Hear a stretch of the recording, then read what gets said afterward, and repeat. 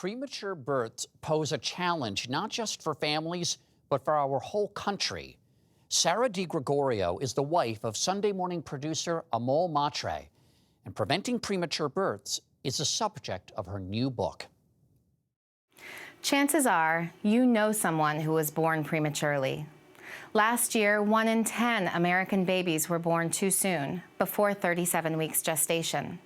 Reportedly, Albert Einstein, Charles Darwin, and Stevie Wonder were all preemies.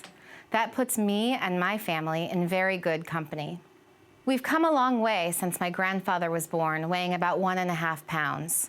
My great-grandmother kept him alive by putting him in a very low-temperature oven. I was born about 2 months early in 1979.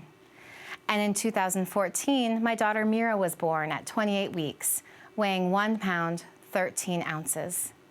She spent 2 months in the neonatal intensive care unit. 5 years later, she's the spunkiest kindergartner in New York City. So while you may know someone who was born prematurely, you might not know how devastating premature birth is for families, for communities, and for our country as a whole.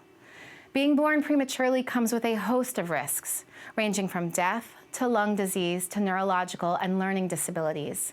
The United States has one of the highest rates of premature birth in the industrialized world at 10%. That's for a lot of reasons, including big problems that are bad for Americans' health, like racism and income inequality. Babies who are born early often need intensive care and life support at birth and ongoing therapies as they grow, and that is not cheap. In fact, prematurity costs the United States at least $26 billion a year. When my daughter Mira was born, her ears were still fused to the side of her head.